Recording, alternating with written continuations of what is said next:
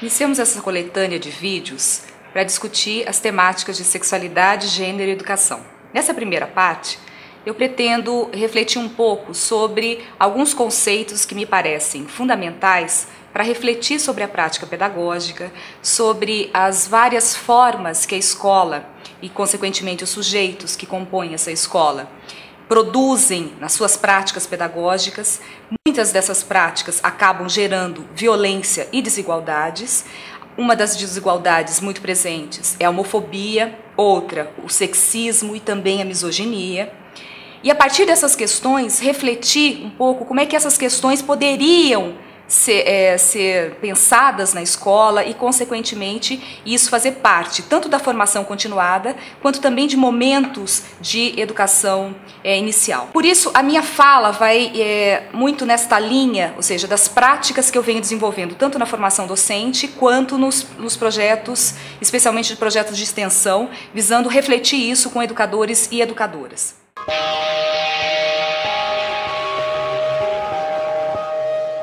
Os primeiros conceitos que me parecem importantes é pensar o gênero como uma categoria analítica e uma categoria política.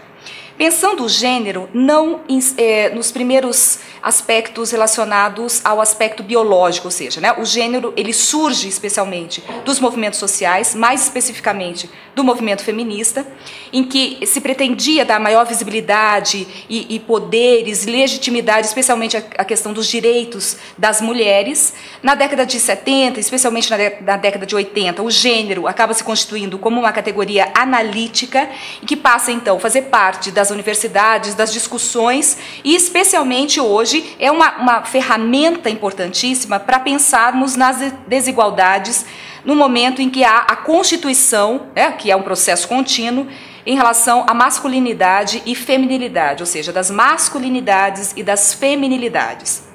Então, discutir gênero é basicamente pensar na questão da construção social feita a partir das diferenças sexuais, ou seja, há uma construção de uma identidade biológica, mas essa identidade biológica, ou seja, nascemos macho ou fêmea, mas essa construção de nos tornarmos homens e mulheres se constrói exatamente na natureza e na questão da cultura especialmente, na cultura, nas vivências relacionadas a essa cultura.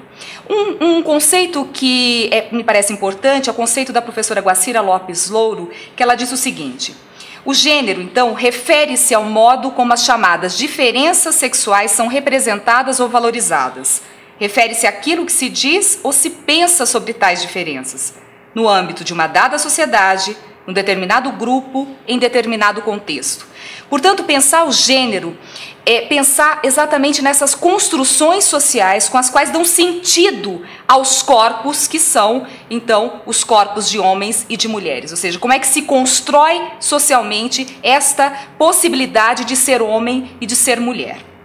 Portanto, quando discutimos gênero, não se trata de focalizar apenas as mulheres como objeto de estudo, mas sim os processos, então, de formação das masculinidades e das feminilidades nesse processo cultural histórico do qual nós nos constituímos. Discutir gênero também é colocá-lo tanto nas relações sociais quanto nas relações entre as pessoas, ou seja, essas relações entre as pessoas são relações que são criadas, são produzidas. Portanto, é no ambiente social que os sujeitos se fazem homens e mulheres, num processo continuado, dinâmico, não dado necessariamente como uma essência do sujeito, mas como uma questão de uma construção, ou seja, do vir a ser masculino, do vir a ser feminino. Portanto, o gênero é uma ferramenta importantíssima de desnaturalização e estranhamento das desigualdades. Pensarmos, então, o gênero como elemento importante, tanto na constituição do sujeito, quanto uma ferramenta analítica para pensarmos as desconstruções, as desnaturalizações daquilo que é dado como natural, como pronto, como essência do sujeito, é um aspecto que me parece fundamental para pensarmos, então, na formação docente e, consequentemente, como é que este conceito ele é importante para pensarmos, então, nas questões relacionadas à prática pedagógica.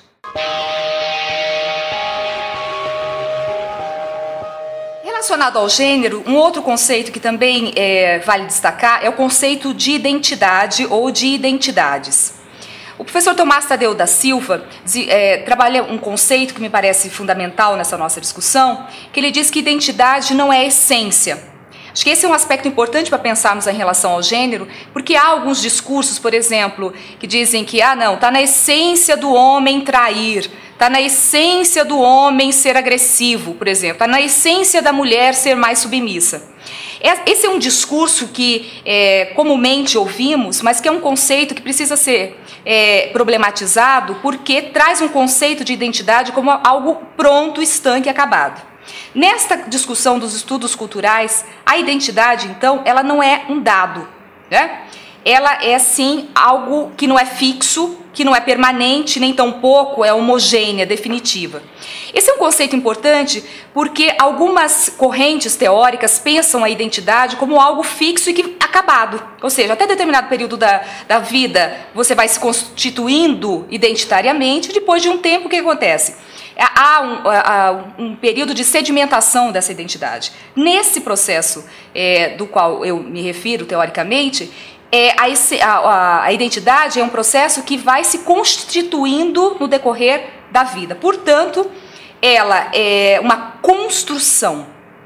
Ela, consequentemente, por ser uma construção, ela é contraditória, ela é fragmentada, ela é inacabada. Então, quando nós falamos em identidades as mais diversas, especialmente aqui, a identidade de gênero e a identidade sexual, nós estamos exatamente discutindo esse processo, né? Ou seja, nós nos constituímos como homens ou como mulheres, ou em relação à questão das identidades sexuais, como homo, bi, hétero, enfim, né? Essas questões todas, elas vão se constituindo no decorrer da vida.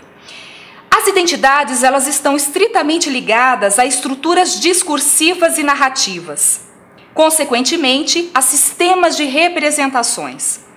E se está trabalhando, né, está se constituindo nessas questões relacionadas às representações, as relações de poder é exatamente um outro conceito que é importante pensarmos como é que determinadas representações se tornam legítimas e outras não. Portanto, pensarmos em identidades é pensarmos em vários discursos que nos convocam que nós assumamos nossos lugares como sujeitos sociais, né, e, consequentemente, como é que nós nos produzimos e nós nos constituímos de forma a nos constituirmos ou masculino ou feminino ou as várias identidades com as quais nós nos subjetivamos. Quando penso e falo em identidades sexuais, então, eu vejo como sujeitos exercem sua sexualidade das mais diversas formas. E suas identidades sexuais, então, se constituem através de formas como vivem a sua sexualidade, seus desejos, com parceiros ou parceiras do mesmo sexo, do sexo oposto, com ambos os sexos, ou mesmo sem parceiros ou parceiras, como assegura a professora Guacira Lopes Louro.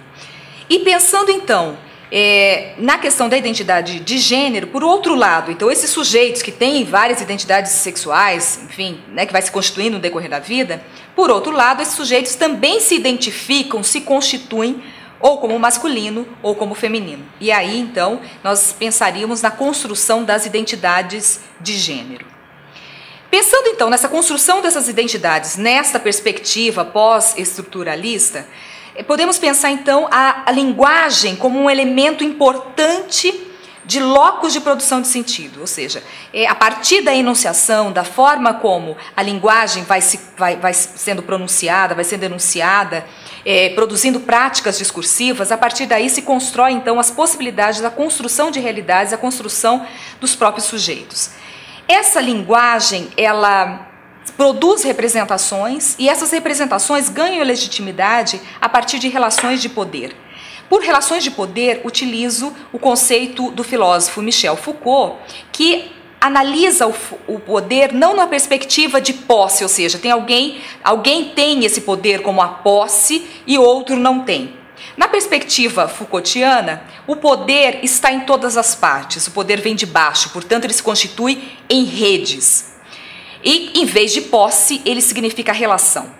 Bem, pensando então no conceito de poder, na produção das várias identidades, como eu acabei de pontuar, nós vemos então que homens e mulheres se constituem como sujeito nas relações de poder. Portanto, Dentro dessa perspectiva, há uma tentativa de desconstrução de binarismos como o homem sempre o poderoso e a mulher sempre a submissa. Muito embora, historicamente, esses lugares desses sujeitos se constituíram dessa forma, mas pensarmos nas relações de poder é pensarmos que homens e mulheres podem ter relações, terem até mesmo posse desse poder ou a possibilidade de constituir dentro dessas teias, dessas tramas do poder, mas que isso realmente vai se constituir como relação, ou seja, tem alguns casos em que as mulheres assumem, têm relações, né, vivenciam situações de poder, em outras não. Então, pensando que não há, e um outro elemento importante para pensarmos dessas temáticas na formação docente, e consequentemente refletindo a prática pedagógica, é exatamente refletirmos de forma contrária a esses binarismos, ou seja, né, das questões relacionadas de quem do poderoso e do subalterno, do saudável, do doente, enfim, essas questões todas, elas precisam ser pensadas. A mesma questão do binarismo entre homem e mulher, por exemplo. Em sequência, um outro conceito que me parece importante destacar é o conceito de representação. Representação como sistema de significação, também cultural, também socialmente. Ou seja, os sentidos que atribuímos a qualquer coisa, eles não são fixos. Portanto, eles não possuem uma essência. Esse eu acho que é um aspecto bastante interessante de pensarmos nas várias e várias representações que são possíveis de serem pensadas e acionadas nas práticas pedagógicas e nas relações também dentro da sala de aula.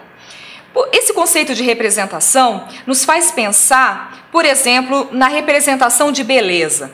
Vocês observam nesta tela do Rubem as três graças, por exemplo, em que elas apresentam toda uma leveza em relação à beleza da mulher neste período. Ou seja, estas três mulheres, ou seja, esses corpos que aparecem nessa tela, são representativos de um ideal de beleza de determinado período histórico.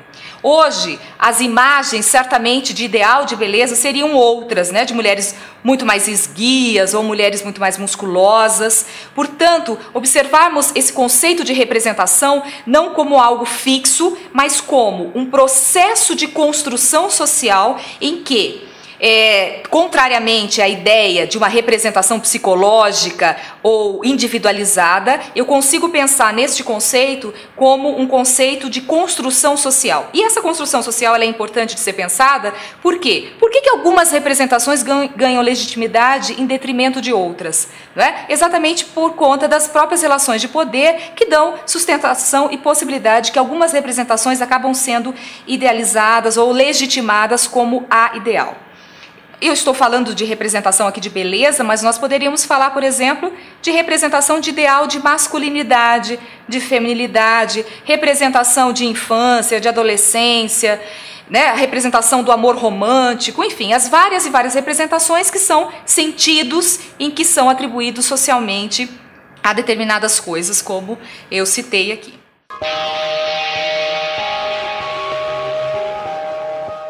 Outro conceito também importante é o conceito de sexualidade. Há vários elementos também de